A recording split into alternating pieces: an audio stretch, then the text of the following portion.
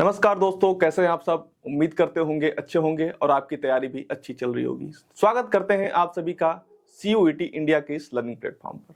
जैसा कि पिछले वीडियो में हम लोगों ने मौर्य काल से संबंधित जो महत्वपूर्ण क्वेश्चन थे उनको सॉल्व किया था, आज हम लेके आए हैं मौर्योत्तर काल। आज के चैप्टर में हम करने वाले हैं कि जो मौर्यों के बाद का समय हुआ वो कैसा था, किन किन राजवंशों ने शासन किया और उनके शासन की क्या विशेषताएं थी। इन चीजों को हम आज पढ़ेंगे। तो सबसे पहले हम चर्चा करेंगे मौर्योत्तर काल के समय की। इसका समय क्या था भाई? 300 ईस्वी से जो 200 ईसा पूर्व का समय था, ये क्या था? मौर्योत्तर काल का समय था। इसमें कई राजवंशों ने, छोटे छोटे राजवंशों ने अपना साम्राज्य का विस्तार किया और शासन किया। तो इसमें सबसे पहले जो थे दो प्रकार के आए, दो प्रकार के इसमें मौर्योत्तर काल में शासक हुए। एक तो था स्थानीय वंश था और दूसरा क्या था? विदेशी आक्रमण। दिख रहा है आपको? विदेशी आक्रमण इधर और एक स्थानीय वंश था। तो सबसे पहले हम स्थानीय वंश की चर्चा करेंगे। तो स्थानीय वंश में जो प्रथम है शुंग है, उसके बाद कण्व, तीसरा है सातवाहन। तीन है स्थानीय वंश में इंपॉर्टेंट।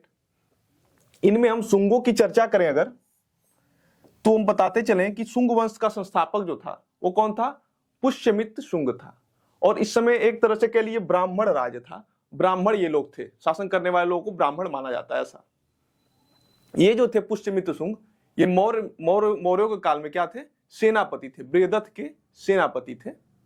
और इन्होंने क्या किया कि अपने शासक की हत्या कर दी, बृहदत्त की हत्या कर दी और स्वयं सेना का कमाल संभाला और राजा बन गए शुंग ने। और क्यों हत्या की भाई? सबसे पहले तो ये जानना जरूरी है, क्योंकि बृहदत्त जो थे कमजोर शासक थे, एक कमजोर शासक थे। और उन्हीं के समय जो विदेशी आक्रमण हुए, यवन जो आक्रमण हुआ, विदेशी आक्रमण, तो उनसे वो लड़ने में असमर्थता जता रहे थे। तो इसी का विरोध करते हुए शुंग ने क्या किया? पुष्यमित्र शुंग ने उनकी हत्या कर दी और उसके बाद स्वयं राजा बन गया और अपने वंश की स्थापना कर दी, शुंग वंश। क्लियर है? मौर्योत्तर काल, मौर्योत्तर काल को क्या कहता है? वैदिक पुनर्जागरण का काल। जैसे हमने बताया ना कि ये जो शासक थे शुंग वंश के, क्या थे? ब्राह्मण धर्म से संबंधित थे। तो यहां से वैदिक पुनर्जागरण का काल माना जाता है। देखिए, वैदिक काल को जब हमने पढ़ा तो वैदिक काल का जो समय था, उत्तर वैदिक और पूर्व वैदिक, तो इसमें क्या हुआ था कि वैदिक काल का समय अच्छा चल रहा था। उसके बाद जब धर्म आंदोलन काल शुरू हुआ तो उसमें क्या हुआ? जैन धर्म, बौद्ध धर्म आदि धर्मों ने क्या किया? इसको रूढ़िवादी बताकर इसको विरोध किया और इस धर्म का थोड़ा पतन होने लगा। उसके बाद एक समय बीतता है, फिर उसके बाद मौर्य काल के बाद मौर्योत्तर काल में क्या होता है? पुनर्जागरण का काल आ जाता है, वैदिक काल का। ये एक छोटी सी कहानी थी, आप लोग इसको याद रखिएगा। आगे बढ़ेंगे, चर्चा करेंगे शुंग वंश की। संस्थापक पुष्यमित्र शुंग, राजधानी पाटलिपुत्र। राजधानी पाटलिपुत्र थी बाद में, लेकिन देखिए मौर्यों के समय भी राजधानी पाटलिपुत्र थी, लेकिन जब इन्होंने बृहदत्त की हत्या कर दी तो यहां से अपनी राजधानी ये उठाकर दूर लेके चले गए। क्यों लेके चले गए भाई? देखिए, जब हत्या कर दिए हैं किसी की, किसी राजा की, किसी राज्य, उसी की राज्य में हत्या कर देंगे तो उसके कुछ फॉलोअर्स होंगे, अनुयायी होंगे, तो क्या करेंगे? विरोध तो करेंगे ही। तो इसी कारण से अपनी राजधानी प्रतिस्थापित कर लेते हैं, दूसरे जगह ले जाते हैं। अंतिम शासक देवभूति थे। पुरातात्विक स्रोतों में बरहुत लेख, धनदेई का अयोध्या लेख, हेलियोडोरस का बेसनगर अभिलेख।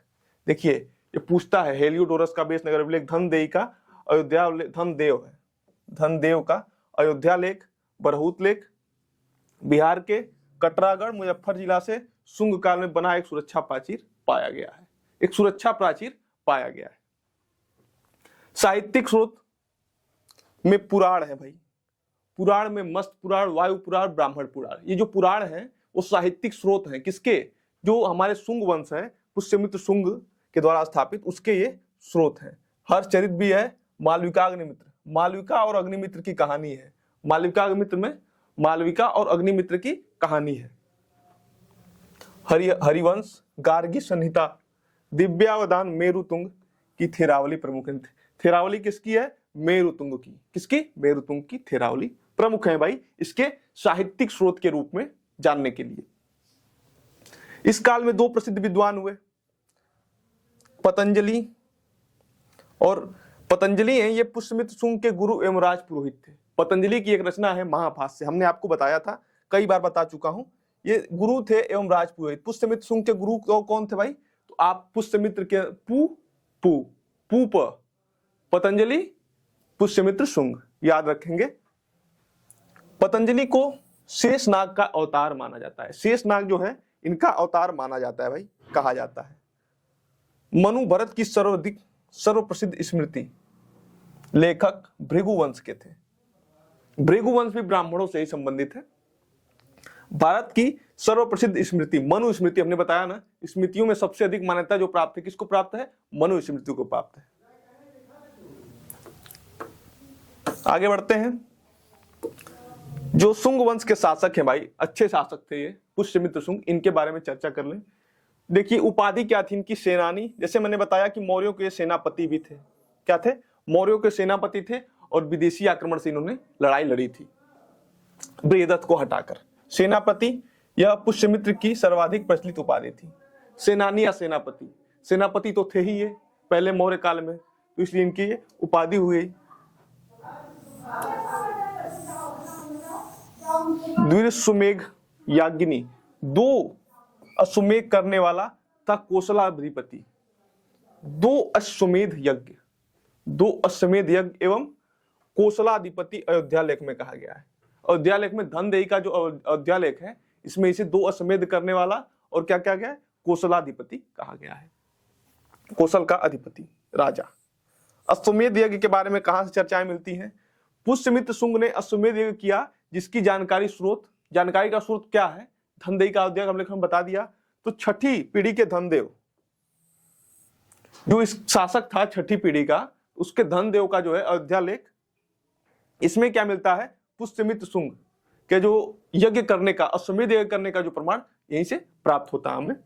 धनदेव क्या है? पुष्यमित्र शुंग का वंशज और अयोध्या का राज्यपाल था। अयोध्या का राज्यपाल था और किसका वंशज है भाई? पुष्यमित्र शुंग का, यानी कि शुंग वंश का ये वंशज है। अयोध्या लेख में वर्णित है कि सेनापति, देखिए अयोध्या लेख में ही वर्णित है क्या? सेनापति ने क्या किया है? 2 अश्वमेध यज्ञ किए हैं।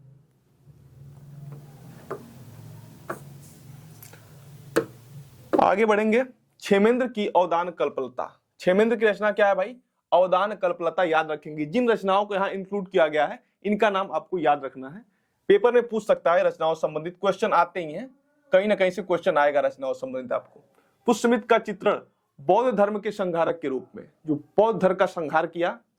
जैसे जब बौद्ध आए तो क्या हुआ? जब वैदिक पुनर्जागरण काल चल रहा था, उसके बाद बौद्धों ने, जैनों ने अपना काल समय चलाया, अच्छा चला समय उनका, और वैदिक का पतन होने लगा। फिर जो इसको आया मौर्योत्तर काल, इसमें वैदिक पुनर्जागरण का काल था, तो इसमें बौद्ध धर्म का क्या हुआ? ह्रास होने लगा। पुष्यमित्र के बाद अग्निमित्र तथा अग्निमित्र शासक बना। पुष्यमित्र के बाद अग्निमित्र, जिसका कहानी में वर्णित है। अग्निमित्र एवं मालविका एवं अग्निमित्र की जो कहानी है वो किसमें है? मालविका अग्निमित्र में वर्णित है। तो यही शासक है वो अग्निमित्र। उसने 8 वर्ष तक राज्य किया। कालिदास का नाटक बताया हमने ना, कालिदास का नाटक है, तो वही मालविका और अग्निमित्र, तो नायिका है मालविका और अग्निमित्र कौन है? नायक है इस नाटक का। इस वंश का चौथा शासक वसुमित्र था। वसुमित्र के नेतृत्व में ही शुंग सेना ने क्या किया? यवन आक्रमणकारी, जो हमने बताया कि 7 स्थानीय वंश और क्या था, इधर विदेशी आक्रमणकारी चल रहे थे, उसमें यवनों को पराजित किया। इस वंश का नवा शासक काशीपुत्र भागभद्र, इंपॉर्टेंट है भाई, इनसे क्वेश्चन आया है, पूछता है इनसे क्या? एक जो अभिलेख है इनका वही पूछता है, बताएंगे आगे आपको। उसी के विदिशा दरबार में 14वें वर्ष तक्षशिला के यवन शासक एंटियालकिडस का राजदूत हेलियोडोरस आया था। हेलियोडोरस किसके दरबार में आया था? काशीपुत्र भागभद्र के दरबार में आया था। ये चीज आपको यहां से पूछा है, ये क्वेश्चन पूछा गया यहां से राजदूत हेलियोडोरस से संबंधित। इस चीज को आप लोग नोट कर लेंगे। आगे बढ़ते हैं। देवभूति इस वंश का अंतिम शासक था। हमने पहले ही बता दिया कि संस्थापक कौन था? पुष्यमित्र शुंग। पुष्यमित्र शुंग संस्थापक था और अंतिम शासक था पुष्यमित्र शुंग ने अमात्यों द्वारा राजा के वध की जो परिपाटी चलाई, अमात्यों द्वारा, जैसे अमात्य था या सेनापति था किसका? मौर्य वंश में मौर्यों का, तो ये जो परिपाटी चलाए थे, हत्या कर दिए थे राजा की अपने, वह उसके वंश पर भी लागू हुआ, वह पुष्यमित्र शुंग के वंश पर भी लागू, यानी शुंग वंश के ऊपर भी लागू हुआ। उसके द्वारा बृहदत्त की हत्या किया जाना, मंत्रियों द्वारा नए राजवंशों की स्थापना, जिसका अनुकरण कौन किया? कण्व, शुंग, कण्व, आंध्र, गुप्त। देखिए हमने बताया शुंग के बाद कौन आता है? कण्व आता है। कण्व कैसे आए? वो भी क्या किए, जो इसका शासक था, अंतिम शासक, उसकी हत्या वगैरह करके और अपना राज्य ये लोग स्थापित कर लिए, अपने वंश की स्थापना किए। वैसे ही फिर आगे ये लोग किए, मतलब क्रम चलता रहा आगे तक। कण्व वंश के बारे में इंपॉर्टेंट क्या है? इसमें कुल 4 शासक हुए, 45 वर्षों तक शासन किया। 4 शासकों ने मिलकर 45 वर्षों तक शासन किया। इनको क्या किया गया पुराणों में? शुंग भृत्य कहा गया है। शुंग भृत्य, शुंग भृत्य याद रखेंगे, पुराणों में कहा गया है। क्योंकि देखिए जो शुंगों के बारे में जानकारी मिलती है हमें, कहां से मिलती है? ज्यादातर पुराणों वगैरह से मिलती है, क्योंकि वैदिक पुनर्जागरण का काल था, मौर्योत्तर काल वैदिक पुनर्जागरण का काल था, और पहला शासक कौन था उसमें? पुष्यमित्र शुंग, और शुंग वंश की स्थापना किया था। वसुदेव कण्व वंश का संस्थापक था। संस्थापक से क्वेश्चन पूछ सकता है, तो जो आप याद रखिएगा इसका नाम, कण्व वंश का संस्थापक था वसुदेव। वसुदेव याद रखेंगे। सुशर्मा, सुशर्मा कौन था भाई? इस वंश का अंतिम शासक था। उसकी हत्या कौन किया? सातवाहन के सिमुक ने। सातवाहन शासक में सिमुक ने की थी हत्या। इस चीज को याद है आप। जैसे हमने बताया ना कि पुष्यमित्र शुंग ने जो परिपाटी चलाई थी वो आगे तक चलती रही, कर्ण, आंध्र और गुप्तों तक भी ये चलती रही। तो देखिए यहां भी क्या होता है, कर्ण वंश के शासक को कैसे मारा जाता है? हत्या के द्वारा उसको मार दिया जाता है। किसके द्वारा? सिमुक द्वारा। सिमुक कौन था? सातवाहन शासक था। क्लियर है सभी को?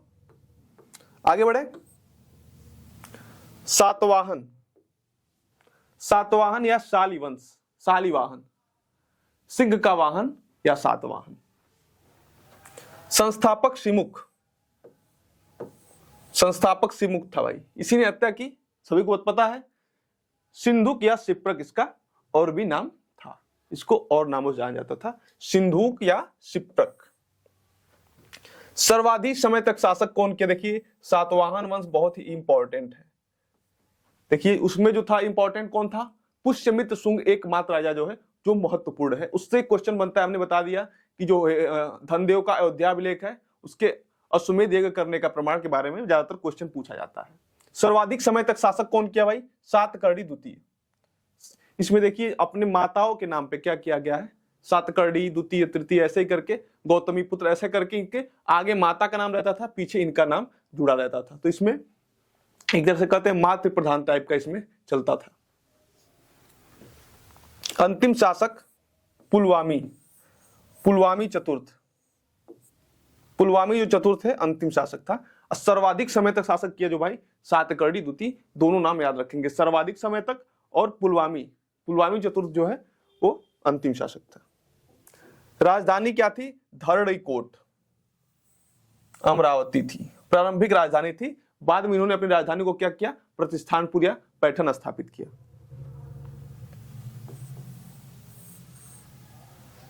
सातकर्णी प्रथम के समय राजधानी कहां चली गई? ये सातकर्णी द्वितीय हैं, इनके पहले ही राजधानी कहां चली गई? पैठन या प्रतिष्ठानपुर चली गई। आगे चर्चा करेंगे कुछ विशेष बिंदुओं की। सातवाहनों को क्या कहा जाता है? 3 महासमुद्रों का अधिपति कहा जाता है सातवाहनों को। अच्छे शासक थे भाई, बहुत ही पराक्रमी शासक हुए हैं सातवाहन वंश में। भारत पर सर्वाधिक समय तक शासन करने वाला यह क्या था? पहला राजवंश था। सर्वाधिक समय तक शासन करने वाला पहला राजवंश था। कौन सा? जो है सातवाहन वंश या शालिवाहन वंश। इनकी विशेषता है कि इस वंश के राजा अपनी मातृ नामों से पहचाने जाते हैं। बताया हमने आपको, मातृ नामों से इनकी पहचान की जाती थी। गौतमी पुत्र, सातकर्णी, ऐसे करके इनके नाम के आगे माता का नाम, फिर उनका नाम जुड़ा रहता था। सातवाहनों की राजभाषा महाराष्ट्रीय प्राकृतिक। जब आपको क्वेश्चंस कराऊंगा उसमें हम क्वेश्चन कहां कराएंगे? इन्हीं टॉपिकों से हम क्वेश्चन उठाते हैं और यहीं से आपको क्वेश्चन सीधे प्रैक्टिस सेट में कराया जाता है। और कुछ रिपीटेड क्वेश्चन जो होते हैं उनको भी हम लोग इंक्लूड किए रहते हैं। इनके अभिलेख प्राकृत भाषा में महाराष्ट्रीय प्राकृत भाषा में की भाषा थी और इसी भाषा में क्या किए अभिलेखों का है निर्गमन किया गया, अभिलेख निर्गत किए गए राजाओं के द्वारा। आगे इनके बारे में महत्वपूर्ण चर्चा करेंगे तो सिक्कों के बारे में बताएंगे आपको। सातवाहन का शाब्दिक अर्थ क्या है? सिंह है, शाली है जिसका वाहन, ये हमने बता दिया था पहले ही, सिंह वाहन जिसका हो सातवाहन। ब्राह्मण थे शासक, ब्राह्मण शासक थे, इन्हें आंध्रभृत्य कहा गया। क्या कहा गया? देखिए जो हमारे कर्ण वंश के संस्थापक थे उनका क्या कहा गया? शुंग भृत्य कहा गया। कण्वों को क्या कहा गया? शुंग भृत्य कहा गया। अब इन्हें क्या कहा गया?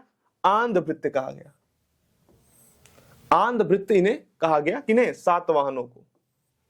देखिए ये भी चर्चा कहां मिलती है? पुराणों में। यहां भी शुंग भृत्य आंध्र भृत्य दोनों का कहां मिलता है?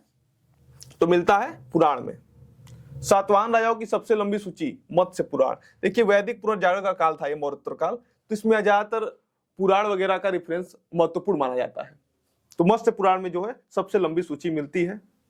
सिमुक जो है सातवाहन शासक सिमुक 230 ईसा पूर्व से इस वंश का पहला शासक था।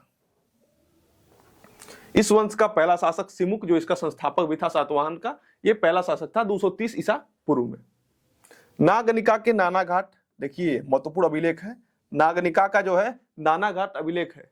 इस अभिलेख का बस नाम याद रखिएगा इसमें कि जो नागनिका का अभिलेख है, नाना घाट अभिलेख, उसका चित्र बना हुआ है, उसका चित्र बना हुआ है। लेकिन इसमें महत्वपूर्ण जो है वो याद रखना है कि नाना घाट अभिलेख किसका है? तो वो है नागनिका का। नाम याद रखना है इसमें अभिलेख का।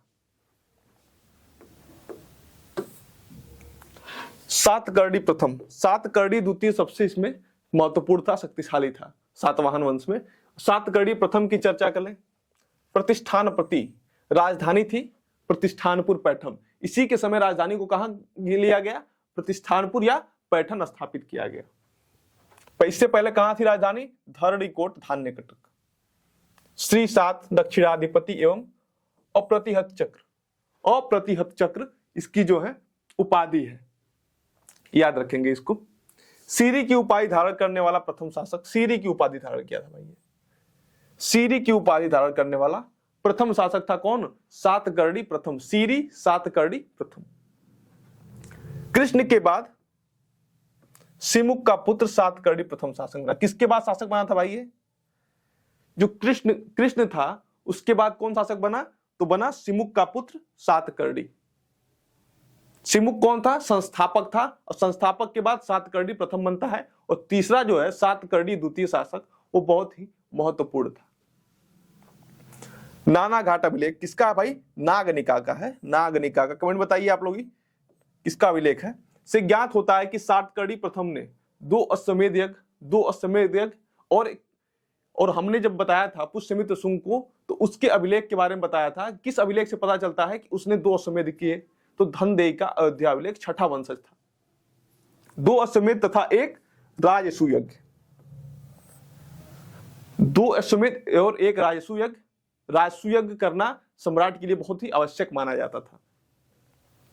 नाना घाट अभिलेख में पहला अभिलेख है जिसमें भूमि दान की जानकारी, भूमि दान की जानकारी किस अभिलेख में मिलती है सर्वप्रथम? तो याद रखेंगे भूमि दान की जानकारी मिलती है नाना घाट अभिलेख में। किसका है? नागनिका का है। इस वंश का जो 17वां शासक था हाल था। हाल नामक जो शासक था वो था 17वां शासक सातवाहन वंश का। कवि भी था। हाल क्या थे? एक कवि भी थे। उसके दरबार में कातंत्र के लेखक सर्ववर्मन। कातंत्र किसकी रचना है भाई? और किसके दरबार में निवास करते थे भाई? तो हाल खुद ही एक कवि थे। सम्राट होने के साथ साथ, राजा होने के साथ साथ क्या थे? ये कवि थे। और इन्हीं के दरबार में, हाल के दरबार में है जो सर्ववर्मन निवास करते थे, जो कातंत्र के लेखक हैं। बृहद कथा के गुणाध्य, बृहद कथा के लेखक गुणाध्य। बहुत ही इंपॉर्टेंट किताबें हैं। ये जो नाम ले रहा हूं मैं, ये बहुत इंपॉर्टेंट है, नोट करते हुए आप लोग चलिएगा एक एक बिंदु। लीलावती, लीलावती के लेखक पालित या पोट्टिस। पालित या पोट्टिस लीलावती के लेखक हैं। ये सभी लोग, तीनों लोग, सर्ववर्मन, गुणाध्य और पोट्टिस किसके दरबार निवास करते थे? तो हाल कवि, 17वां सम्राट था या कवि था सातवाहन वंश का। हाल ने महाराष्ट्रीय प्राकृतिक भाषा में गाथा सप्तशती लिखा। गाथा सप्तशती किसकी रचना है? तो सभी को बताना होगा, एक स्वर में उत्तर देना है कि हाल। हाल जो है कवि भी थे और सम्राट भी थे, राजा भी थे सातवाहन वंश के। क्लियर है सभी को? आगे बढ़ते हैं। एक श्रृंगार रस प्रधान गीति काव्य है जो शिव की स्तुति से प्रारंभ होता है। गाथा सप्तशती जो है वो क्या है? तो शिव की स्तुति से प्रारंभ होने वाला श्रृंगार रस प्रधान ग्रंथ है। क्या है? श्रृंगार रस प्रधान गीति काव्य ग्रंथ है जो शिव की स्तुति से प्रारंभ होता है, शिव की आराधना से प्रारंभ होता है, बोले शंकर। हाल का कुल शासन 5 वर्ष तक शासन का, बहुत कम समय तक शासन कर पाए भाई। गौतमी पुत्र सातकर्णी, गौतमी पुत्र सातकर्णी 80 से 104 ईसा पूर्व के बीच इनका समय जो था। उपाधि क्या थी इनकी? सको यवनों पहलुओं का विनाशक। हमने बताया कि स्थानीय वंश के साथ साथ विदेशी आक्रमण भी उस समय मौर्योत्तर काल में भारत में हुआ। तो जो मौर्योत्तर काल में विदेशी आक्रमण था वो कौन थे आक्रमणकारी? तो शक थे, यवन थे, पहलव थे, कुषाण थे। ये 4 थे महत्वपूर्ण। सातवाहन वंश का महानतम शासक गौतमी पुत्र सातकर्णी को क्या कहा गया है? महानतम शासक कहा गया है। क्यों कहा गया है? क्योंकि इन्हें विदेशी शक्तियों को दबाने की, विदेशी शक्तियों के दमन को दबाने की कोशिश की या दबाया। संस्थापक शक विजय के उपलक्ष्य में, देखिए जब सातकर्णी, गौतमी पुत्र सातकर्णी जो देखिए मात्र जो माता का नाम जुड़ा हुआ आगे, यही गौतमी पुत्र, गौतमी के पुत्र थे कौन? सातकर्णी। तो इन्होंने जब शकों पर विजय की तो शक विजय के उपलक्ष्य में क्या किया? नासिक जिले के वेड़ाकटक नगर की स्थापना की। नासिक जिले में एक नगर की स्थापना करते हैं जिसका नाम क्या था? वेड़ाकटक। ये सातकर्णी प्रथम, गौतमी पुत्र सातकर्णी के द्वारा स्थापना किया गया। वेड़ाकटक का स्वामी भी कहलाए, स्थापना की और क्या कहलाए? स्वामी कहलाए। तो याद रखिएगा गौतमी पुत्र सातकर्णी ने वेड़ाकटक नगर की स्थापना की। गौतमी पुत्र इस वंश का 23वां, 17वां बताया हमने हाल था, और 23वां कौन था भाई? 23वां थे गौतमी पुत्र सातकर्णी। उसने 24 या 26 वर्ष तक शासन किया। सातवाहन सत्ता का पुनरुद्धार, जैसे देखिए हमने बताया कि जो हाल नामक राजा थे सातवाहन वंश के, उन्होंने कितने वर्षों शासन किया? 5 वर्षों शासन किया। तो मतलब ये पता चलता है ना कि कमजोर रहे होंगे कहीं ना कहीं से, किसी न किसी चीज में तो कमजोर रहे होंगे, तभी इतने कम वर्षों तक शासन कर पाए। तो उसी के बाद जब एक समय बीतता है, लंबा समय टाइम पीरियड बीतता है, तो उसको पुनरुद्धार करने का श्रेय किसको जाता है? तो जाता है गौतमी पुत्र सातकर्णी को। नासिक प्रशस्ति में कहा गया है उसके घोड़े 3 समुद्र के पानी पीते थे। महासमुद्र बताया ना कि 3 समुद्रों से इनका तुलना की जाती है, हमेशा इस चीज को याद रखिएगा। उस घोड़े जो है 3 समुद्र के पानी पीते थे। इसके समय 3 समुद्र के पानी पीने से आशा यह है कि इसका साम्राज्य बहुत दूर तक फैला था, तीनों समुद्र के पास तक फैला था। जो गौतमी पुत्र सातकर्णी है इनका साम्राज्य। इसके समय में शकों के क्षरात वंश के नापान का शासन था। क्षरात वंश, शकों के जो है क्षरात वंश के नापान का शासक था। शकों में भी कई शाखाएं थी, तो इसमें क्षरात वंश के नापान का शासक था, याद रखेंगे। तो क्वेश्चन पूछ लेता है आपसे कि इसका समकालीन कौन था? शकों के क्षरात वंश के समय, नापान के समय उसका समकालीन कौन था? गौतमी पुत्र सातकर्णी, द्वितीय, प्रथम, हाल, ऐसे क्वेश्चन दे देगा और आपको टिक करना रहेगा। वशिष्ठी पुत्र पुलवामी अगले शासक है भाई। वशिष्ठी के पुत्र हैं पुलवामी। उपाधि इनकी क्या थी? देखिए दक्षिणापथेश्वर उपाधि तमाम राजाओं की मिलती है। आंध्र का शासक, नवनगर का स्वामी। नवनगर की इन्होंने स्थापना की थी। जैसे वेड़ाकटक नगर की स्थापना की थी तो वेड़ाकटक का स्वामी हो गए, इन्होंने नवनगर की स्थापना की तो नवनगर का स्वामी हो गए। पुलवामी का संघर्ष शकों के कार्दमक वंश से हुआ, कार्दमक वंश से हुआ। और हमने गौतमी पुत्र भी पढ़ा, तो गौतमी पुत्र का संघर्ष किससे था? तो शकों के क्षरात वंश के नापान से था। इन दोनों चीज को आप क्लियर करते हुए चलेंगे, लिखते हुए नोट करते हुए चलेंगे, तभी चीजें क्लियर हो पाएंगी। कोरोमंडल, कोरोमंडल से प्राप्त पुलवामी के सिक्कों पर 2 पतवारों, पतवार मतलब नाव चलाने के लिए, जो नाव हाथ से चलती है उसमें आप देखेंगे तो साइड से लगे रहते हैं, नाव खेने के लिए पतवार बोलते हैं उसको। दूहरे जहाज का अंकन है। 2 पतवारों वाले जहाज का अंकन है। किसको सिक्कों पर? जो कोरोमंडल तट से इसके सिक्के प्राप्त हुए हैं उस पे 2 पतवारों का अंकन मिलता है। आगे पढ़ेंगे नासिक गुहा लेख, महत्वपूर्ण लेख है भाई। नासिक गुहा लेख सातवाहन से संबंधित। पुलवामी के शासनकाल के 19वें वर्ष क्या है? नासिक गुहा लेख सर्वाधिक महत्वपूर्ण है। नासिक गुहा लेख में जो गुहा लेख है इसमें कई हैं, तो एक 19वें वर्ष ऐसे करके जो इंपॉर्टेंट है उनका वर्ष बताया गया है कि उसके शासन के कौन से वर्ष वाला महत्वपूर्ण है, इंपॉर्टेंट है। वहीं से क्वेश्चन पूछा जाता है आपसे। यज्ञश्री सातकर्णी, यह सातवाहन वंश का अंतिम शक्तिशाली शासक था। अंतिम शक्तिशाली शासक कौन था? यज्ञश्री सातकर्णी। उसने कुल शासन किया कितने वर्षों तक? तो उसने शासन किया 27 वर्षों तक। 27 वर्षों तक शासन किया और अंतिम शक्तिशाली शासक यही था। नागार्जुन को उसका मित्र, देखिए यज्ञश्री सातकर्णी को क्या बताया जाता है? नागार्जुन का मित्र बताया जाता है। एवं समकालीन, समकालीन से यहां से क्वेश्चन पूछता है भाई कि इनके समकालीन कौन थे। वैसे मौर्य वंश से भी पूछता है कि चंद्रगुप्त मौर्य का समकालीन कौन था। तो ऐसे विदेशी शक्तियों में पूछ देगा, विदेशी शक्तियों का नाम दिया रहेगा और उसमें पूछेगा चंद्रगुप्त मौर्य के समकालीन कौन था, तो आपको बताना पड़ेगा उसमें।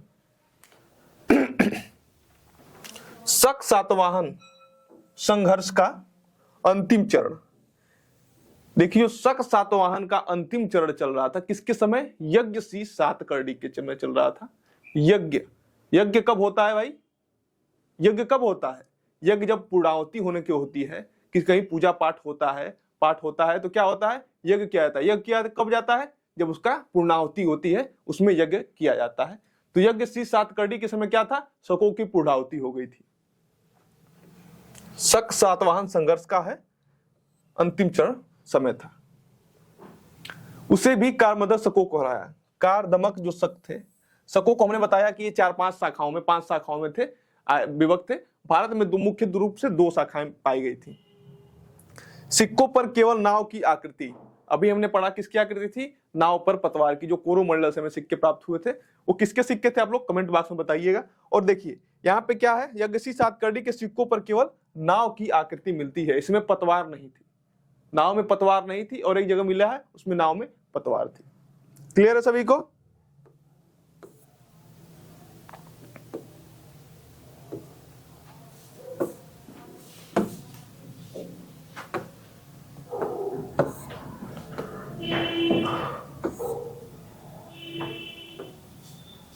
वशिष्ठ पुत्र पुलवामी और यज्ञश्री सातकर्णी, 2 राजाओं का नाम लिया हमने और दोनों में बताया कि एक में क्या मिला हमें? पतवार मिला, पतवार का अंकन मिला नाव पे, और दूसरे में सिर्फ नाव का अंकन मिला है उसके सिक्कों पर। तो यज्ञश्री सातकर्णी में पतवार नहीं मिला है और जो मिला है उसमें कौन सा राजा था? ये पुलवामी। क्या था? वशिष्ठ पुत्र पुलवामी में क्या मिला है? हमें मिला है अंकन मिला है। किसका? पतवार का। दोनों चीज को आप याद रखेंगे। इक्ष्वाकु वंश, देखिए जो छोटे छोटे वंश थे इस समय वो भी थे। जैसे शक सातवाहन संघर्ष चल रहा था, उसके बाद इधर स्थानीय वंश था, जैसा शक था, शुंग, कर्ण, सातवाहन जो थे, इनके साथ साथ कुछ छोटे छोटे वंश थे, राजवंश थे, उन्होंने भी यहाँ पे अपने समय में थोड़ा बहुत शासन किया, थोड़े बहुत क्षेत्रों पर। तो उसमें देखिए एक वंश है इक्ष्वाकु वंश। इसका जो संस्थापक था श्री शांत मूल था, नाम याद रखेंगे संस्थापक का नाम। राजभाषा संस्कृत थी। वैदिक पुनर्जागरण का काल हमने बता दिया था भाई, तो राजभाषा इनकी संस्कृत थी। नागार्जुनी कोंडा, राजधानी नागार्जुनी कोंडा या विजयपुरी, विजयपुरी या नागार्जुनी कोंडा, नाम याद रखेंगे राजधानी। यही तीनों इंपॉर्टेंट है। सातवाहन शासकों के अनुकरण पर इक्ष्वाकु राजाओं ने भी शीशे की मुद्रा जारी की। सबसे पहले शीशे की मुद्रा सातवाहनों द्वारा, क्योंकि वो क्या, जो सोना था उस धातु को क्या मानते थे? बहुत ही बहुमूल्य धातु मानते थे, इसलिए वो उसके सोने के सिक्के ना बनाकर जो शीशे के सिक्के उसको बनाना शुरू किया था। इक्ष्वाकुओं का शासन कृष्णा गुंटूर, कृष्णा और गोदावरी के क्षेत्र में था। वे सातवाहनों के सामंत थे। देखिए हमने बताया ना कि जो छोटे छोटे होते थे, जैसे कोई साम्राज्य है उसका जो सामंत है, फिर क्या हुआ बाद में उसका जब साम्राज्य का अंत हो रहा है तो विद्रोह करके क्या करता था? अपना राज्य स्थापित, अपने नए वंश की एक स्थापना कर लेता था अपने कुछ फॉलोअर्स को लेकर। तो यही चीज यहाँ पे बताई गई है, वे सातवाहनों के सामंत थे। देखिए, एक के एक बाद सामंतों ने अपने वंश की स्थापना की और राज किया, ऐसे हमें अभी तक देखने को मिला है। इक्ष्वाकु स्वयं को क्या बताते हैं भाई? अयोध्या का पूर्वज बताते हैं। राम भी तो इक्ष्वाकु थे, राम भी, श्री राम इक्ष्वाकु माने जाते भाई वो भी। श्री शांतमूल ने अश्वमेध यज्ञ एवं वाजपेय यज्ञ किया था। 2 यज्ञ, अश्वमेध यज्ञ एवं वाजपेय यज्ञ किया था इक्ष्वाकुओं के द्वारा। श्री शांतमूल ने हस्ती प्रकार तथा अश्वमेध, इंपॉर्टेंट चीजें जो है वही हम आपको बताते चल रहे हैं। देखिए, हस्ती प्रकार इंपॉर्टेंट इसलिए क्योंकि देखिए जो सारी चीजें हैं वो जो पढ़ाई जा रही हैं महत्वपूर्ण है ही, लेकिन उसमें से भी कुछ चीजें होती हैं जो वेरी इंपॉर्टेंट होती हैं। वो है हस्ती प्रकार तथा अश्वमेध प्रकार। कोई भी एक प्रकार आपसे पूछ देगा सिक्कों से संबंधित क्वेश्चन, तो आपको बताना होगा कि सिक्का कौन चलाया था। तो अश्वमेध प्रकार का सिक्का और हस्ती प्रकार का सिक्का चलाया था। तो वो कौन चलाया था? श्री शांतमूल ने, इक्ष्वाकु वंश के जो संस्थापक थे। कलिंग का चेदी राजवंश अगला राजवंश है इक्ष्वाकुओं के बाद, कलिंग का चेदी राजवंश। देखिए, जो मौर्योत्तर काल था ना, इसमें ऐसे ही समय चलता रहा और कई छोटे छोटे शासकों ने राज्य किया। तो उसमें से जो महत्वपूर्ण है उनकी हम चर्चा करते चलेंगे, जो हमारे पेपर की दृष्टि से वेरी इंपॉर्टेंट होने वाले हैं। अगला वंश है कलिंग। कलिंग का चेदी राजवंश, संस्थापक था महामेघवाहन। इसकी संस्थापक कौन था भाई? कलिंग के चेदी राजवंश का महामेघवाहन। नाम याद रखेंगे, महामेघवाहन।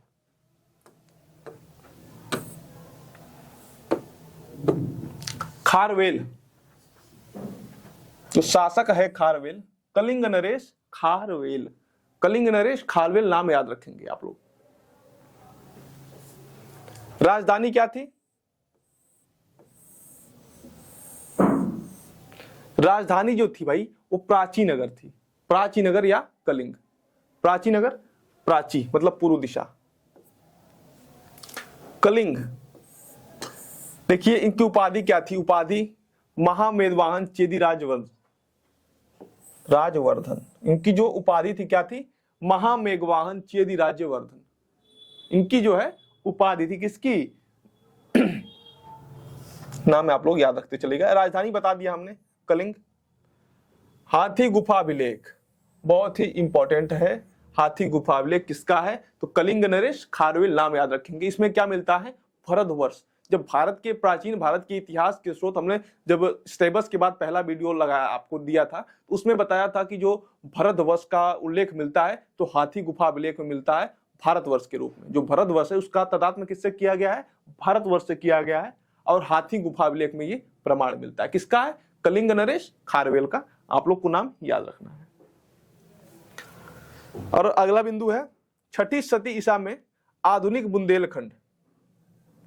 आधुनिक बुंदेलखंड के पास चेदी जनपद स्थित था। जो चेदी जनपद था भाई वो कहां स्थित था? तो आधुनिक बुंदेलखंड के पास। 6ठी सदी ईसा पूर्व में आधुनिक जो बुंदेलखंड के पास जो था वो है चेदी रंज। जहां पे अभी आधुनिक में क्या है? बुंदेलखंड है, वहां पे था चेदी राजवंश था।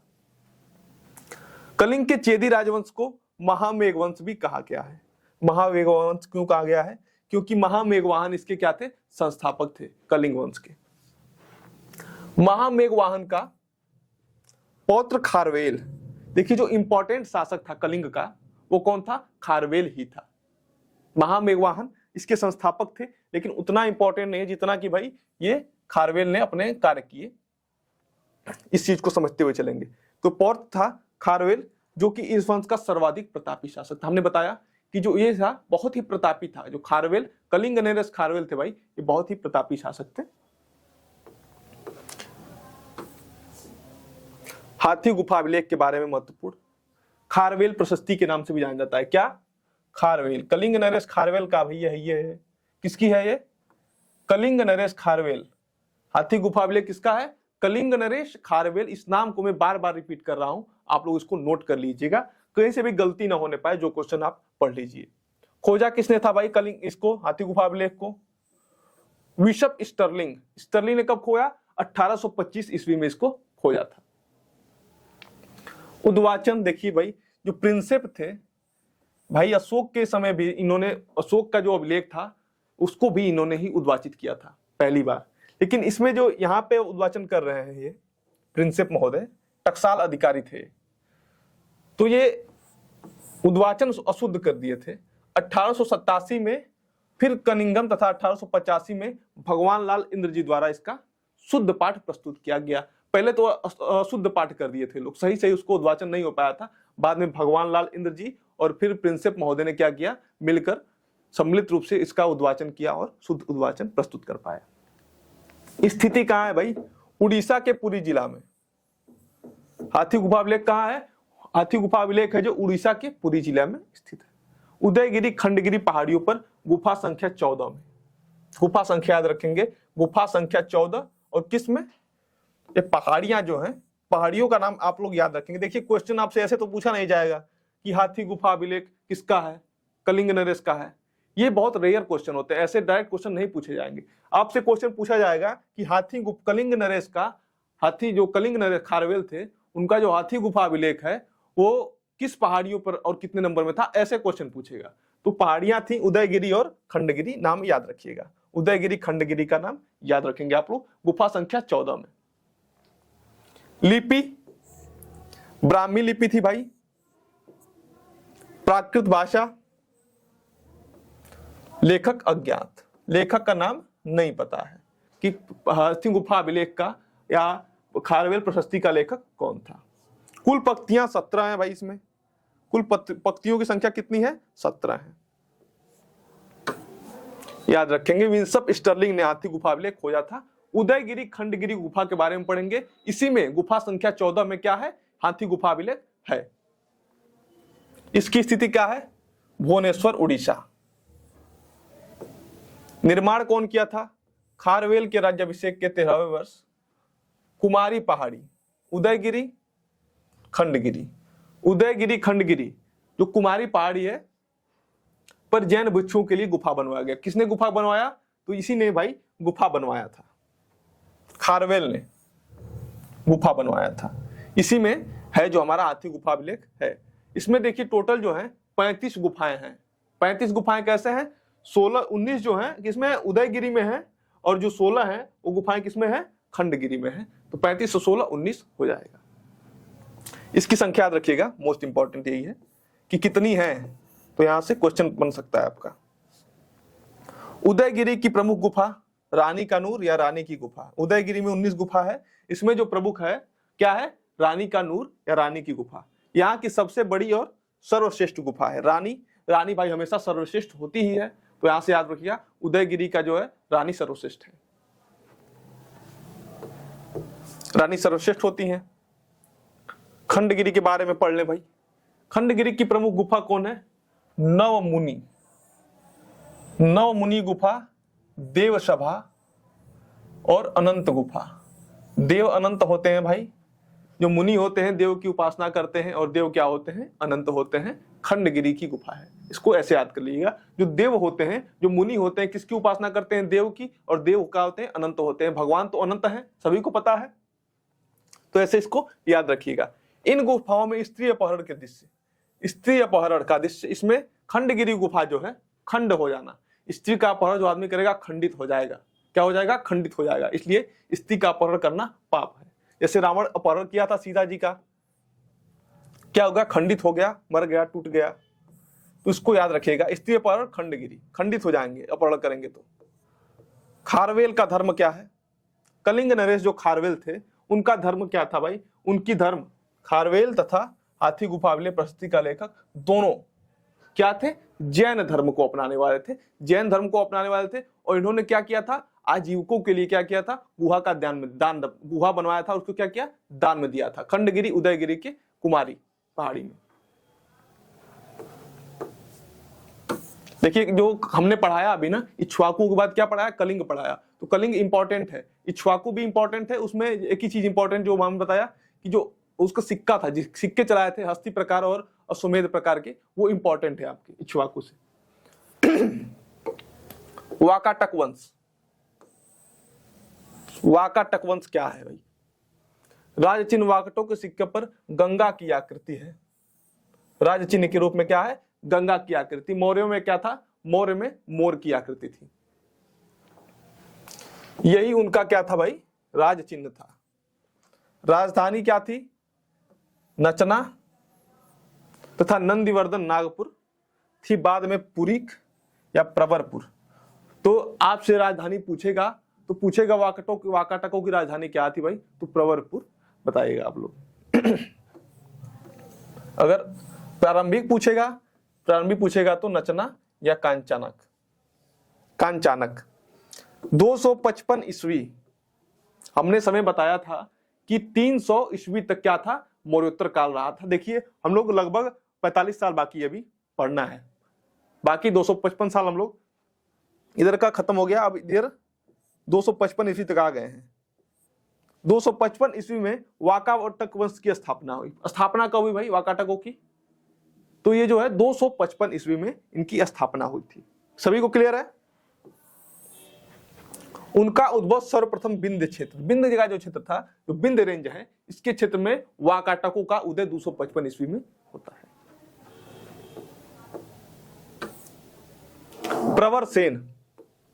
प्रवरपुर हमने बताया कि जो इनकी बाद में राजधानी बनी, क्या बनी, प्रवरपुर बनी। तो यहीं से देखिए एक शासक है प्रवरसेन 275 से 335 ईस्वी। 275 से 335 ईस्वी क्या था, इनका टाइम पीरियड था, समय काल था। विंध्य शक्ति के बाद प्रवरसेन प्रथम शासक बना। वाकाटक वंश का एकमात्र शासक था जिसने क्या किया था, प्रवरसेन, सम्राट प्रवरसेन की उपाधि धारण की थी। प्रवरसेन ने सम्राट की उपाधि धारण की, तो इसका नाम क्या हो गया, सम्राट प्रवरसेन हो जाएगा। प्रवरसेन के पश्चात वाकाटक 2 भागों में बंट गए, पुराणों के अनुसार 4। प्रवरपुर वंश या मुख्य वाकाटक वंश, संस्थापक कौन थे, रुद्रसेन प्रथम, राजधानी पद्मपुर नंदीवर्धन। ये जो है मुख्य वाकाटक हो गए, और एक क्या हो गए, वत्सगुल्म वंश, वाकाटकों से संबंधित है जब 2 भाग में बट जाते हैं। संस्थापक था सर्वसेन प्रथम, राजधानी वत्सगुल के नाम पर इस वंश का नाम क्या क्या रखा गया, वत्सगुल्म वंश। यही इनकी क्या थी, राजधानी थी। वर्तमान का जो वासीम है वो वाकाटक वंश के काल में क्या था, वत्सगुल नाम से प्रसिद्ध था। ये चीजें आप लोग नोट कर लीजिएगा जो इंपॉर्टेंट है। इससे ज्यादा यहां से क्वेश्चन नहीं बनेगा, इससे ज्यादा यहां से क्वेश्चन नहीं बन सकता है, इतना काफी है आपके लिए।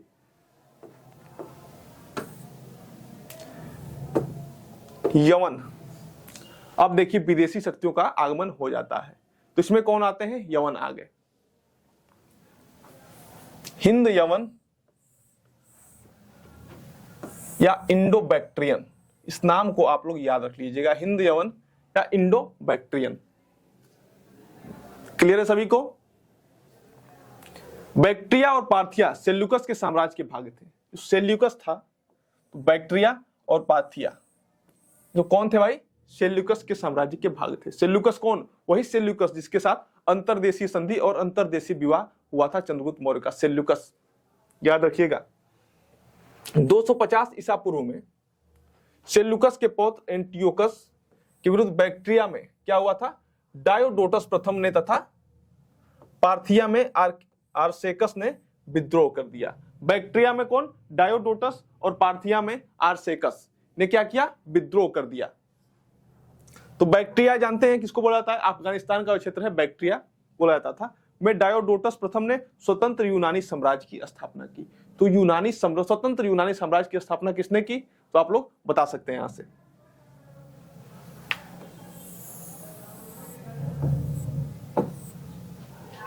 डायोडोटस ने की थी। क्लियर सभी को। डेमेट्रियस वंश का सबसे शक्तिशाली शासक मीनांडर था। डिमेट्रियस वंश सबसे शक्तिशाली शासक कौन था, मीनांडर था। महत्वपूर्ण भी है, मीनांडर से क्वेश्चन भी बनते हैं आपकी परीक्षा में। डिमेट्रियस वंश याद रखिएगा, डिमेट्रियस वंश झेलम से मथुरा तक फैला था, जिसकी राजधानी साकल थी, सियालकोट थी राजधानी। डिमेट्रियस, मीनांडर, डिमेट्रियस का संस्थापक मीनांडर था। शक्तिशाली शासक मीनांडर था, संस्थापक नहीं। इसकी राजधानी साकल, याद है सभी को, क्लियर है। आगे बढ़ते हैं, चर्चा करेंगे हम मीनांडर की। डिमेट्रियस वंश का सबसे शक्तिशाली शासक कौन था, मीनांडर था। मिलिंद या मीनांडर। उपाधि धमिकस सोटर डिकेउस डिकेउ। देखिए 3 उपाधियां मिलती हैं, सोटर और डिकेउस से क्वेश्चन बन सकता है। किससे बनता है? सोटर से। सोटर से क्वेश्चन पूछा भी है आपके पेपर में। इसके 2 प्रमुख अभिलेख मिलते हैं, अभिलेखों को याद करते हुए चलिएगा। देखिए जो मौर्य काल है, मौर्योत्तर काल है, इससे जो महत्वपूर्ण क्वेश्चन बनते हैं सिक्कों से बनते हैं। और किससे बनते हैं? जो इनके जो अभिलेख थे, अभिलेख निर्गत किए गए थे राजाओं द्वारा, उनको भाई ये पूछता है पेपर में। रे अभिलेख किसका है? तो मीनांडर का है और यूपी के फतेहपुर से संबंधित है। यूपी के फतेहपुर से रे अभिलेख संबंधित है। बजौरा घाटी दूसरा अभिलेख है। शिवकोट अभिलेख पेशावर से प्राप्त। खरोष्ठी में 2 अभिलेख इसके खरोष्ठी में प्राप्त हुए हैं। बजौरा घाटी, शिवकोट अभिलेख और पेशावर से प्राप्त है। ठीक है, इस चीज को आप क्लियर है। मीनांडर को नागसेन ने, नागसेन बौद्ध भिक्षु थे और इनकी दीक्षा दी थी बौद्ध धर्म में। मीनांडर को नागसेन बौद्ध भिक्षु द्वारा क्या हुआ था? बौद्ध धर्म की शिक्षा जो है प्राप्त हुई थी। मीनांडर हीनयानी उपासक बौद्ध था। जैसे हमने बताया जब बौद्ध धर्म को पढ़ रहा था, हमने पढ़ाया आपको, तो क्या बताया उसमें? जो बौद्ध धर्म था वो 2 भागों में बट चुका था, हीनयान और महायान। हीनयान जो था वो परंपरावादी थे और महायान जो थे वो थोड़ा सा मॉडिफाई करके चीजों को लेके चले थे। तो मीनांडर हीनयान से संबंधित है। मीनांडर के सिक्के, देखिए भाई सिक्कों से भी क्वेश्चन बनता है। सिक्के और अभिलेख 2 ही जगह से क्वेश्चन ज्यादातर पूछे जाते हैं। तो सिक्के मथुरा से उसके तथा उसके पुत्र स्टेटो प्रथम के सिक्के मिले। कहां से मिले हैं? मथुरा तक। मथुरा तक उसका साम्राज्य था भाई, मथुरा तक फैला हुआ था मीनांडर का, डिमेट्रियस वंश का। मीनांडर के सिक्कों पर मुकुट धारण किए हुए राजा, मुकुट धारण राजा का सिर, ऊंट एवं चक्र, ऊंट, चक्र और मुकुट धारण किए हुए राजा का सिर, ये किसके सिक्कों पर है? तो मीनांडर के सिक्कों पर आपको याद रखना है। यूनानी शब्द द्रह्म, चांदी का सिक्का, यवनिका नाटकों में प्रयुक्त जो था ये था यूनानी। भारतीय साहित्य में जिसमें यूनानी जो है, यवनिका और जो है द्रह्म, चांदी का सिक्का, ये कहां से लिया गया है? तो यूनान से लिया गया है, यूनानी शब्द है। शकों के बारे में पढ़ेंगे। शक सातवाहन संघर्ष बताया हमने, यज्ञसी सातकर्णी के समय उसका खत्म हो गया, अंतिम चरण चल रहा था शक सातवाहन संघर्ष का। सीथियनों को ही शक कहा गया, याद रखेंगे। यूनानियों के बाद भारत में शकों का हमला हुआ। पहले यूनानी हमला किए, उसके बाद कौन विजय शक्ति के रूप में आए? तो शक आए। शकों के कुल 5 शाखाएं थी, हमने आपको बता दिया। उसमें से जो थी बोलन दर्रा होते हुए भारत आए थे। कौन सा दर्रा? बोलन दर्रा। माना, नीति, नाथुला, खैबर, ये सब दर्रा है। आप लोग जब ज्योग्राफी पढ़ेंगे उसमें आपको विनिसर बता रहे होंगे। शक भारत में बोलन दर्रा होते हुए आए थे। भारतवर्ष के ऊपर उनका प्रथम आक्रमण 71 ईसा पूर्व में हुआ था। भारत में उनका आक्रमण कब हुआ? 71 ईसा पूर्व में, याद रखेंगे शकों का आक्रमण। भारत में मुख्यतः 2 शाखा, 5 शाखाएं थी भाई, पर इसमें से कुल 5 शाखाएं थी शकों की। इसमें से जो 2 मुख्य शाखाएं थी वही भारत में आई थी। कौन कौन सी थी? उत्तरी क्षत्रप और पश्चिमी क्षत्रप, ये 2 हो गए। तो उत्तरी क्षत्रप में कौन था? तक्षशिला और मथुरा के शक। तक्षशिला और मथुरा के जो शक थे वो उत्तरी क्षत्रप में आए, और जो पश्चिमी थे नासिक एवं उज्जैन के शक थे। नासिक एवं उज्जैन के शक थे जो पश्चिमी क्षत्रप में थे। उत्तर पश्चिम 2 याद रखेंगे। आगे बढ़ेंगे, चर्चा करेंगे शक शासकों की उपाधि क्या थी। देखिए जो शक थे भाई 71 ईसा पूर्व में इनका आक्रमण होता है भारत के ऊपर, बोलन दर्रा से होते हुए आए थे, और इनकी उपाधियां ये कितनी है? महाक्षत्रप और स्वामी। सबसे जो प्रचलित उपाधि है वो महाक्षत्रप है। जो क्षत्रप है वो प्रांत, और महाक्षत्रप क्या था? प्रांतपति, मतलब समझ लीजिए एक तरह से। तो क्षत्रप प्रणाली एक तरह से ये लोग लाए थे भारत में, क्षत्रप। इस चीज को आप लोग याद रखिएगा, इनकी उपाधि के रूप में आपको देखने को मिलता है।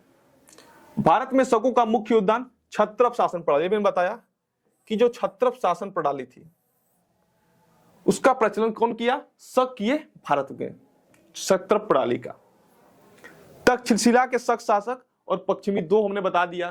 तक्षशिला के कौन से थे, मतलब उत्तरी तक्षशिला के और मथुरा में जो फैले थे, और जो थे नासिक में, और किधर, ये पश्चिमी थे नासिक वाले। इसका प्रथम शासक मेउस था। तक्षशिला के जो शासक थे, शक थे, इसका मेउस, यह भारत का प्रथम शक विजेता था। शक विजेता था, भारत को जीता था भाई। प्रथम विजेता कौन था, शक विजेता, तो वो था मेउस। नाम याद रखेंगे।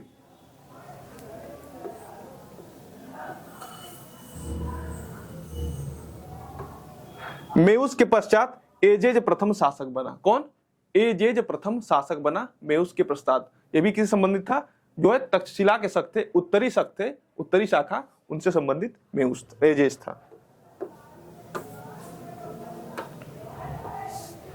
मथुरा के शक, मथुरा के शक कौन है भाई, इनको समझिए। अभी हम लोगों ने क्या पढ़ा, तक्षशिला के शक। जो उत्तरी वाले शक थे वो दो भागों में थे, कितने, तक्षशिला से और मथुरा तक फैले हुए थे। तो ये फैले थे, तो तक्षशिला को पढ़ने मेउस और एजेज थे उसमें इंपॉर्टेंट। इसमें क्या था, शक शासक राजूल था। इसका नाम क्या है, जो मथुरा का है, तो मथुरा से संबंधित जो है राजूल है, और जो तक्षशिला संबंधित है वो मेउस है। दोनों नाम आप लोग याद रखिएगा। उसका मथुरा सिंह शीर्ष अभिलेख है, जिसमें उसने अनेक क्षत्रपों के नाम, क्षत्रप, क्षत्रप मतलब जो शासन करता हो, वहां पे क्षत्रप प्रणाली जो बताया हमने, वो उत्कीर्ण है। मथुरा सिंह शीर्ष अभिलेख में सर्वप्रथम इसी शासक के साथ, राजूल के साथ, महाक्षत्रप का प्रयोग किया गया है। महाक्षत्रप या क्षत्रप प्रणाली का प्रयोग किया गया है, किसके, सिंह शीर्ष लेख पर। राजूल का उत्तराधिकारी सोडास था। कौन था, सोडास। दो इंपॉर्टेंट है इसमें, राजूल, सोडास। और जो तक्षशिला के शक थे उसमें जो महत्वपूर्ण थे कौन थे, मेउस और एजेज। मेउस को प्रथम शक विजेता, भारत का शक विजेता कहा जाता है मेउस को। पश्चिमी भारत के शक, यहां क्षरात वंश एवं कार्दमक वंश, ये दो वंश हैं। क्षरात वंश का शासक जो महत्वपूर्ण था वो कौन था, नहपान था। हमने बता दिया था कि नहपान जो है क्षरात वंश का जो है महत्वपूर्ण शासक था। क्लियर है सभी को। ये किसके हैं, पश्चिमी भारत के, नासिक वाले जो क्षेत्र था उसके क्षरात वंश एवं कार्दमक वंश महत्वपूर्ण था। कार्दमक वंश के बारे में पढ़ेंगे। इसका संस्थापक था भाई चस्टन, राजधानी उज्जैन थी, अंतिम विश्वसेन। चस्टन याद रखेंगे, संस्थापक था, राजधानी उज्जैन। नासिक हमने बताया, जो पश्चिमी क्षत्रप थे, इसमें कार्दमक शक और क्या था, एक और बताया था हमको,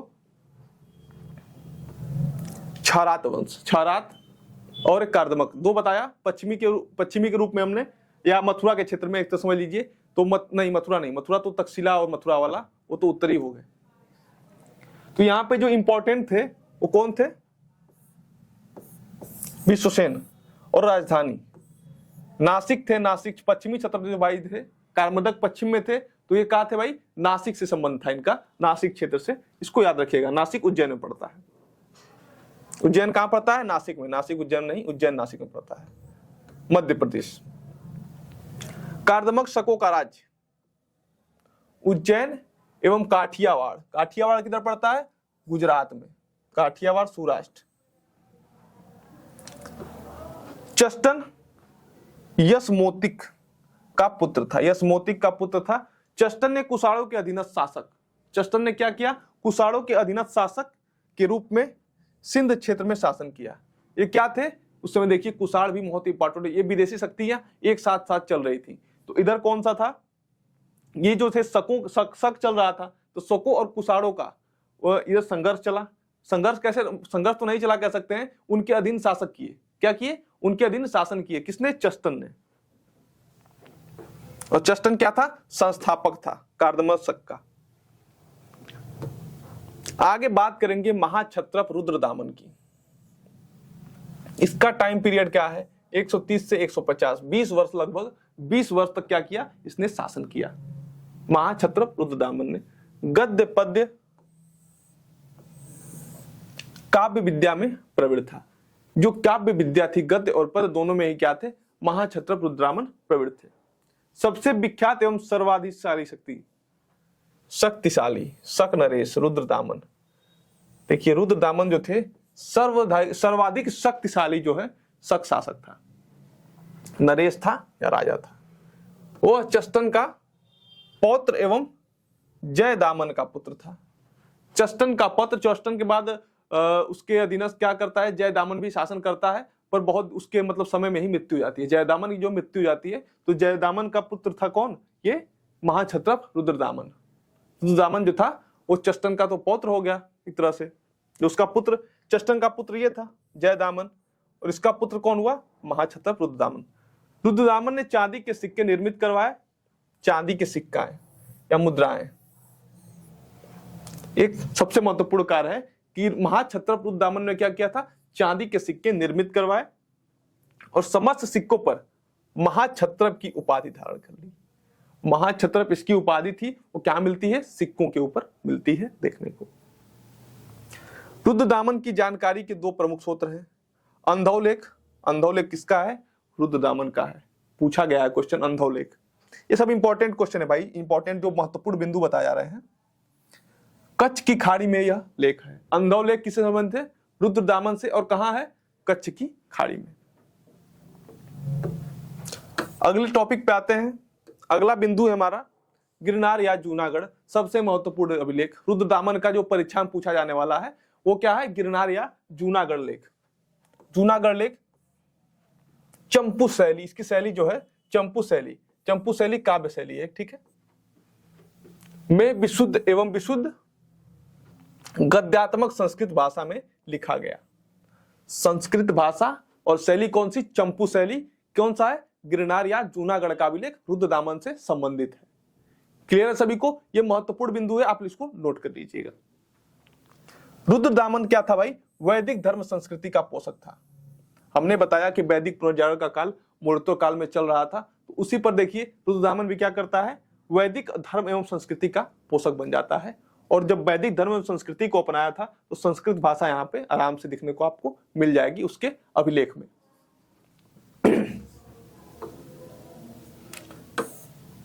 आगे चर्चा करेंगे पहलवों की। पार्थियन या पहलव, ये पार्थिया के निवासी थे। पहलव जो थे कहां के, पार्थिया के निवासी थे। पार्थियन साम्राज्य का संस्थापक मिथेडेट्स 171 से 130 ईसा पूर्व, ये था इसका समय था। कौन था, मिथेडेट्स का। इस वंश का सबसे प्रसिद्ध शासक गोंडो फर्नी से संबंधित। देखिए गोंडो फर्नी जो है सबसे प्रसिद्ध शासक था, और ये छोटे छोटे जो आक्रमणकारी हैं इनसे जो महत्वपूर्ण शासक थे जिन्होंने थोड़ा सा लंबे समय तक शासन किया या किसी से संघर्ष इनका काफी समय तक अच्छा चला, उन्हीं के बारे में मुख्य रूप से किसी भी शासक के रूप में पढ़ना है यहाँ पे, क्योंकि इन्हीं से क्वेश्चन ज्यादातर परीक्षा में उठ रहे हैं। गोंडो फर्नीश 20 से 41, 20 ईस्वी से 41 ईस्वी तक इसका जो है टाइम पीरियड था। सबसे प्रसिद्ध शासक था गोंडो फर्नीश, और ये था पहलव वंश का शासक था, पार्थियन था। गोंडो फर्नीश के बारे में चर्चा कर लें। उपाधि क्या थी भाई, देवव्रत उपाधि थी। देवव्रत इसकी उपाधि थी, याद रखिएगा। द्राता, बासिलेओस, बासिलेओन, बासिलेओस और बासिलेओन, ये जो चार हैं इसकी उपाधियां मिलती हैं हमें। राजधानी क्या थी, तक्षशिला अभिलेख में तख्तेबाही, पेशावर अभिलेख, खरोष्ठी लिपि एवं भाषा। राजधानी जो है तक्षशिला है, और अभिलेख कौन कौन से इसके, यहां से इसको अलग कर दीजिएगा आप लोग। अभिलेख हैं तख्तेबाही, किसके हैं, किसके हैं, अभी देखिए पहलव शासक, महत्वपूर्ण पहलव शासक कौन है, वो है गोंडो फर्नीश, और इसके तख्तबाही अभिलेख पेशावर से, और एक अभिलेख क्या मिला है, खरोष्ठी लिपि में है। एवं भाषा कौन सी है, प्राकृत भाषा, नहीं खरोष्ठी लिपि भाषा में है, प्राकृतिक भाषा नहीं। तख्तेबाही, तख्तबाही अभिलेख आप लोग याद रखेंगे, खरोष्ठी लिपि इसकी याद रखिए आप लोग इतना। यहां से इससे अधिक क्वेश्चन नहीं पूछेगा, ये भी नहीं पूछ सकता है। यहां से पूछेगा आपको तो अभिलेख से संबंधित जो मौर्य काल है, मौर्योत्तर काल है, इससे महत्वपूर्ण अशोक हैं मौर्य काल में, चंद्रगुप्त मौर्य हैं, और इधर से जो उसके अभिलेख हैं, सिक्के हैं, यही जो है मोस्ट इंपॉर्टेंट आपके होने वाले हैं जितने भी शासकों और राजवंशों के बारे में हमने पढ़ाया। विशेष गोंडो फर्नीज के काल में प्रथम शताब्दी ईस्वी ही इजराइल से चलकर, प्रथम शताब्दी ईस्वी में इजराइल से चलकर कौन आया था भाई? बहुत ही आपको पता होगा कि ईसाई था, पहला ईसाई सेंट टॉमस भारत आया था प्रथम सदी ईस्वी में चलकर। और गोंडो फर्नीज जो पहला शासक था, इसके समय की सबसे महत्वपूर्ण घटना यही है कि प्रथम शताब्दी ईस्वी में सेंट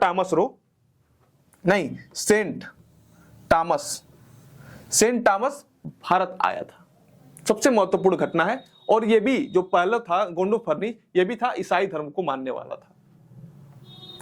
यह भारत में ईसाई धर्म का प्रथम प्रमाण है, प्रथम साक्ष्य है। आगे चर्चा करेंगे, अगला वंश है कुषाण वंश। कुषाण वंश यूची या तोखारी भी कहा जाता है। कुषाणों का क्या जाता है? यूची या तोखारी। यूची या तोखारी इनका नाम याद रखिएगा। इन्हीं को भारतीय संहिता में ऋषिक भी कहा गया है। भारतीय संहिता के अंतर्गत क्या गया? ऋषिक कहा गया है। कुषाणों का उद्गम मध्य एशिया। कुषाण मध्य एशिया में पश्चिमी चीन के पूर्व जाति के थे। पश्चिमी चीन के पूर्व जाति के थे, मतलब इनका लगभग ये चीन से संबंधित थे। चीन से ही किसी कारणवश इधर चीन में जब हुणों के साथ इनका संघर्ष होता है कुषाणों का, तो ये फिर उधर बढ़ते हुए भारत की तरफ आ जाते हैं। हुणों की वजह से ही यूची जाति को अपने मूल निवास स्थान से पलायन करना पड़ा। हमने बताया कि हुणों के साथ इनका संघर्ष बहुत ही लंबा चलता है और ये क्या करते हैं? अपने मूल निवास को छोड़ देते हैं मजबूरी में। आगे चर्चा करेंगे भाई। चर्चा इधर बड़ी शाखा। देखिए कुषाणों की भी दो शाखाएं थी, बड़ी शाखा और छोटी शाखा। तो बड़ी शाखा में कौन सा? जो बैक्ट्रिया था, ताहिया बैक्ट्रिया में स्थापित हुई। इसने तिब्बत में अपना नया निवास बनाया।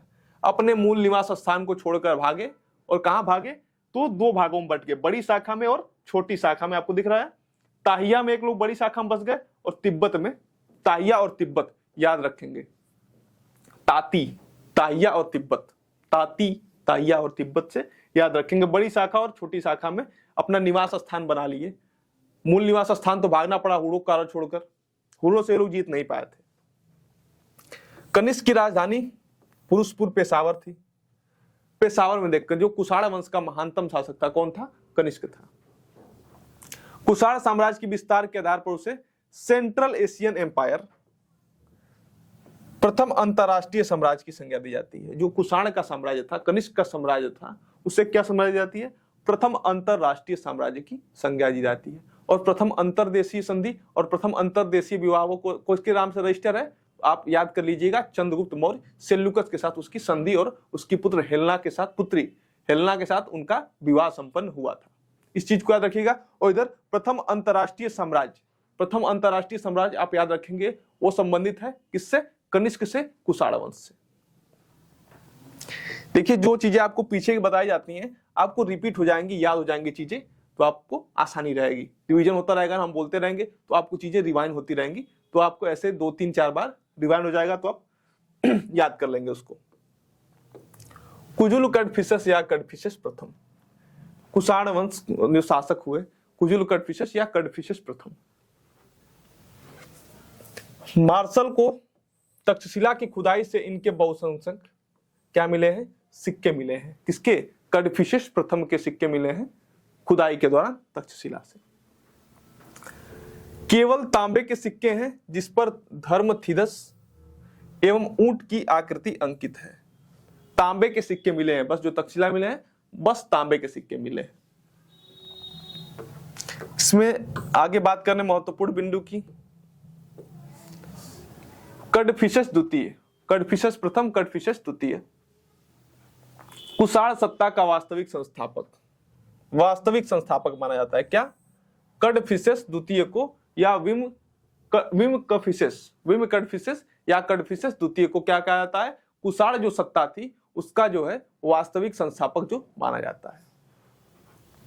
यही अंतिम कुषाण शासक था जिसने सिक्कों पर द्विभाषा, द्विलिपि, खरोष्ठी एवं यूनानी का प्रयोग किया।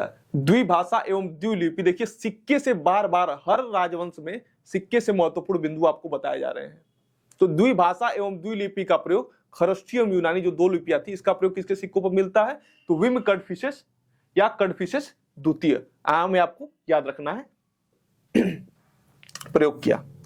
विम कड़फिसेस के सिक्के इसने स्वर्ण, ताम्र एवं रजत, चांदी की, रजत मतलब चांदी की मुद्राएं को क्या किया, जारी किया। सोने की भी मुद्रा जारी की भाई।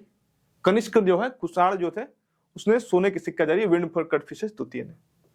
विम कड़फिसेस के सोने के सिक्के का भार, सोने के सिक्के का भार, यहां से क्वेश्चन पूछता है, सिक्कों के भार से संबंधित क्वेश्चन पूछता ही है कभी ना कभी, 1-2 साल में कभी रिपीट हो जाता है। 8 ग्राम याद रखेंगे। विम कड़फिसेस या कड़फिसेस द्वितीय के सोने के सिक्कों का भार 8 ग्राम था।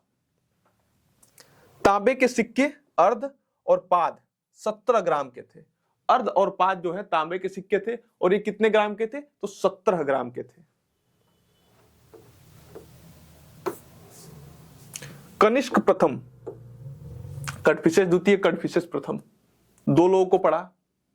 अब हमारा आ गया कनिष्क प्रथम, जो महत्वपूर्ण शासक है कुषाण वंश से, 78 से 101 ईस्वी।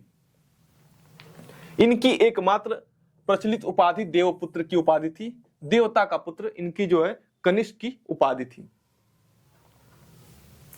साओ मा नो, साओ ना नो साओ, शहंशाह, इसका अर्थ होता है शहंशाह। कनिष्क के सिक्कों पर उपाधि मिलती है, क्या मिलती है उपाधि उनके सिक्कों पर, शहंशाह की जो है उपाधि मिलती है। नाम याद रखिएगा। द्वितीय अशोक भी कहा जाता है। इनके कार्यों के कारण, अशोक ने जिस प्रकार से कार्य किए थे उसी प्रकार के कार्य किसने किया, तो किसने किया भाई, कनिष्क ने। कनिष्क प्रथम ने ऐसा ही कार्य किया, इस आधार पर क्या क्या इन्हें द्वितीय अशोक भी कहा गया। कनिष्क की शैल प्रतिमाएं शुर्ककोटल एवं माट, शुर्ककोटल एवं माट से इसकी शैल प्रतिमाएं कनिष्क की हमें प्राप्त हुई हैं। यह कुषाण वंश का महानतम शासक था, जैसा कि हमने बार बार बताया कि महानतम शासक कौन था।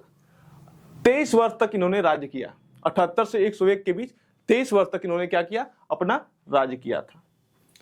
राबातक अभिलेख, राबातक अभिलेख में कनिष्क ने स्वयं को क्या कहा है, विम कड़फिसेस का पुत्र बताया है। विम कड़फिसेस का पुत्र बताया है राबातक अभिलेख में। उसके राज्यारोहण की तिथि 78 ईस्वी मानी जाती है। 78 से 101 तक इसने शासन किया था, लगभग 23 वर्षों तक। क्लियर है। कनिष्क से जो इंपॉर्टेंट है, कनिष्क के अभिलेख, कनिष्क के अभिलेख एवं विजय महत्वपूर्ण है। कनिष्क के विजय और अभिलेख, राबातक अभिलेख, यह अभिलेख अफगानिस्तान के शुर्ककोतल के काफिर का किला नामक पहाड़ी पर स्थित है। काफिर के किला नामक पहाड़ी पर स्थित है राबातक अभिलेख, अफगानिस्तान में। सुई बिहार लेख इंपॉर्टेंट है। सुई बिहार लेख यह कनिष्क के शासनकाल के 11 वर्ष का है, 11वें वर्ष का अभिलेख है।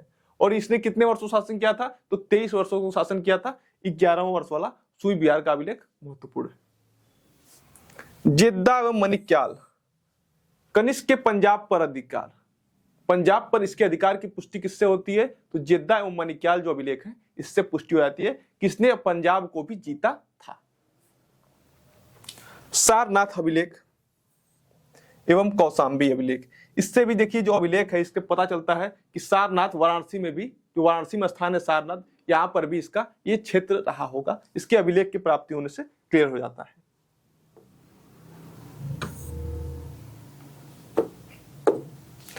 कनिष्क के बनारस एवं कौशाम्बी पर अधिकार की पुष्टि होती है। हमने बता दिया कि बनारस एवं अधिकार पर पुष्टि कैसे होती है, तो है सारनाथ अभिलेख के कौशाम्बी तक इसका क्षेत्र था। तो कौशाम्बी और सारनाथ अभिलेख से कौशाम्बी एवं सारनाथ, बनारस एवं सारनाथ पर क्या है, इसका अभिलेख है सारनाथ और बनारस पर, और कौशाम्बी अभिलेख से कौशाम्बी पर जो है अधिकार की क्या होती है, पुष्टि होती है। प्राप्ति से क्या होती है, पुष्टि हो जाती है। सांची लेख, इससे राज्याभिषेक के 22वें वर्ष, सुई बिहार 11वें वर्ष, याद रखिएगा, और ये जो है सांची अभिलेख 22वें वर्ष, दोनों को याद रखना है। निर्गत किया, जारी किया या निर्गत किया गया, किसके द्वारा? तो कनिष्क प्रथम के द्वारा।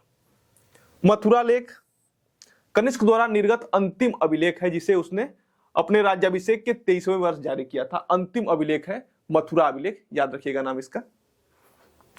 पार्थिया से युद्ध, कनिष्क ने पार्थिया को युद्ध में हराया। जो पार्थिया का युद्ध हुआ था इसका कनिष्क का, उसको हरा दिया था पार्थिया को।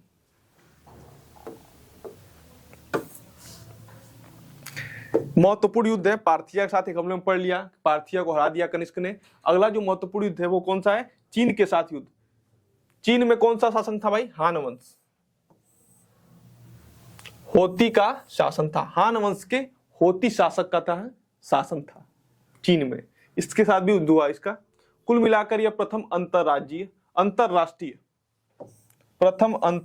साम्राज्य, प्रथम अंतरदेशीय विवाह और प्रथम अंतरदेशीय संधि वो कौन था? वो था चंद्रगुप्त मौर्य के नाम से दर्ज हो गया। और प्रथम अंतरराष्ट्रीय साम्राज्य ये नाम से दर्ज होता है कनिष्क प्रथम के। कनिष्क की प्रधान राजधानी पुरुषपुर पेशावर थी, वहीं द्वितीय राजधानी भी थी। नगर था कनिष्क ने भाई तक्षशिला में सिरसुख नगर तथा कश्मीर में कनिष्कपुर की। कश्मीर में किसकी स्थापना की? कनिष्कपुर नगर की स्थापना थी।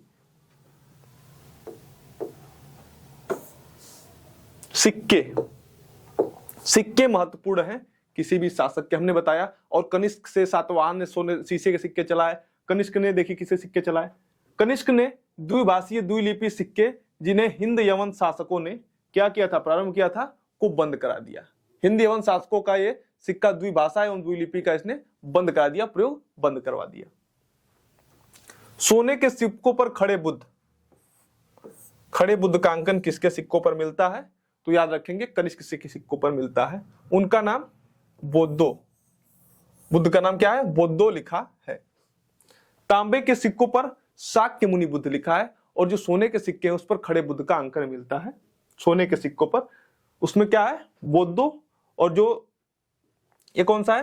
तांबे के सिक्कों पर शाक्य मुनि बुद्ध, तांबे पर शाक्य मुनि बुद्ध और सोने के सिक्कों पर बोद्धो लिखा है। तांबे के सिक्कों पर बुद्ध पद्म आसन पर बैठे हुए हैं।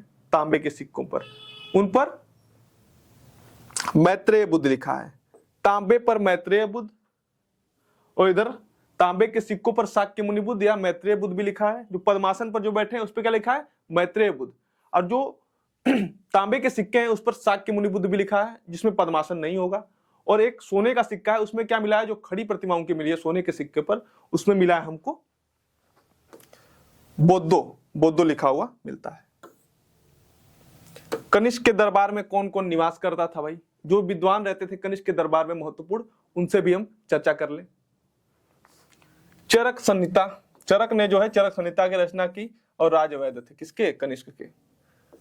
कनिष्क को काय चिकित्सा का प्रेरणा, और उनकी पुस्तक चरक संहिता बहुत ही महत्वपूर्ण है, दोनों याद रखिएगा। चरक संहिता जो है चरक की पुस्तक है, और ये कनिष्क के राज दरबार में राजवैद्य के रूप में निवास करते थे। काय चिकित्सा का जो है प्राचीनतम ग्रंथ चरक संहिता को माना जाता है। अश्वघोष कवि थे, ये भी किसके दरबार में थे? कनिष्क के दरबार में थे। चौथी बौद्ध संगीति जो हुई थी कनिष्क समय हुई थी, सभी को पता है। कनिष्क ने अश्वघोष को साकेत से विशेष रूप से बुलाया था। इस संगति के यही मुख्य अतिथि एवं उपाध्यक्ष थे। किसके समय में हुई थी? प्रथम सदी ईस्वी में हुई थी क्या? जो है चतुर्थ बौद्ध संगीति, और इसमें कनिष्क राजा थे, और क्या था? अध्यक्ष के रूप में कौन थे? अश्वघोष को बुलाया गया था मुख्य अतिथि के रूप में, एवं उपाध्यक्ष के रूप में भी मिलते हैं।